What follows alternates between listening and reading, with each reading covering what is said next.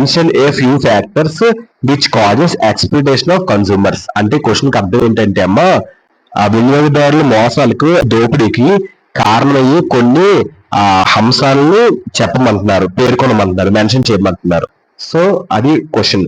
So producers who are powerful and have a strong market presence can exploit consumers. Producers అంటే ఎవరమ్మా? Provide services for others to use, వాళ్ళు producers అని అంటారు.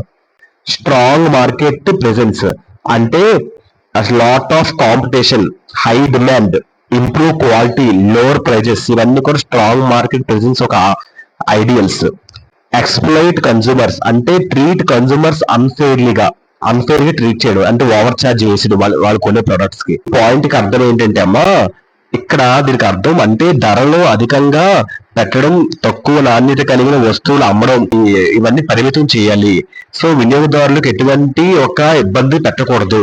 Point ఇంకా clear గా చెప్పాలి అంటే, ప్రొడ్యూసర్స్ మరియు మార్కెట్ లో బలమైన స్థానం కలిగిన వారు వినియోగదారులను ఎక్స్‌ప్లాయిటేషన్ చేయగలరు, దోపిడీ చేయగలరు. అంటే ఏ విధంగా? ధరలను అధికంగా పెట్టడం, తక్కువ నాణ్యత కలిగిన వస్తువులు అమ్మడం, అంటే వినియోగదారులకు ఎటువంటి ప్రమాణం చేయకపోవడం, ఇవన్నీ కూడా దుర్వినియోగం పెంచుతుంది, ఎక్స్‌ప్లాయిటేషన్ పెంచుతుంది. అందులో first point, false information and misleading advertising and deceive consumers. False information అంటే ఏం తెలుసమ్మా? ఇన్ఫర్మేషన్ నాట్ ట్రూ, తప్పుడు information, which can mislead people. Misleading advertisement అంటే giving wrong and unclear information, అది మిస్లీడింగ్ అడ్వర్టైజ్మెంట్. డిసీవ్ కన్స్యూమర్స్ అంటే ఏంటి? Consumers ని మోసం చేయడం, వినియోగదారులు మోసం చేయడం. పాయింట్ కి అర్థం ఏంటి తెలుసమ్మా? తప్పుడు సమాచారం మరియు ఇంకా మిస్లీడింగ్ అడ్వర్టైజ్మెంట్స్ ఇవి వినియోగదారులను మోసగించగలవు. క్లియర్ గా చెప్పాలంటే, వినియోగదారులను తప్పుడు సమాచారం, ఫాల్స్ మిస్లీడింగ్ అడ్వర్టైజ్మెంట్స్ తో మోసం చేయవచ్చు. ఉదాహరణకి ఉత్పత్తి నాణ్యత, లక్షణాలు, ఉపయోగాలు తప్పుగా చెప్పడం.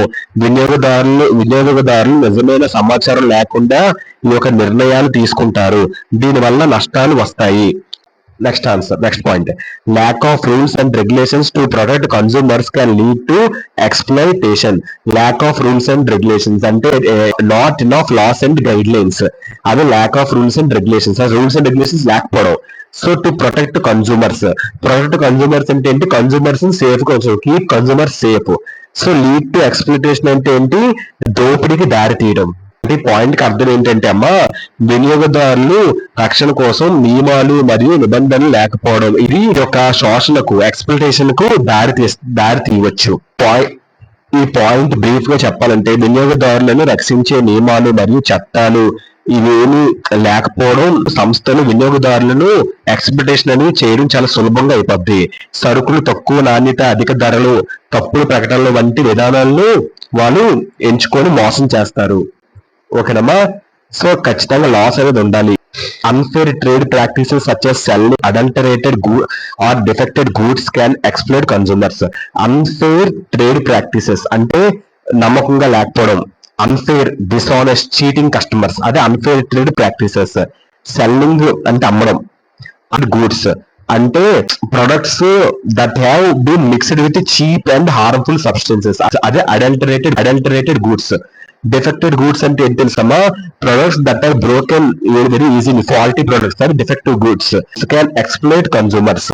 సో ఇవన్నీ కన్స్యూమర్స్ మోసం చేయొచ్చు, ఎక్స్‌ప్లాయిట్ మోసం చేయడం, దోపిడీ చేయడం, కన్స్యూమర్స్ వినియోగదారులు. మనం పాయింట్ బ్రీఫ్ గా చెప్పాలి అంటే, వినియోగదారులను అన్యాయ వ్యాపార విధానాల ద్వారా మోసం చేయవచ్చు.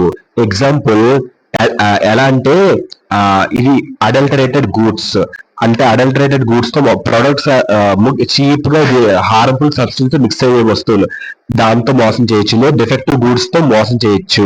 Next point, poor enforcement of existing regulations can allow exploitation to occur.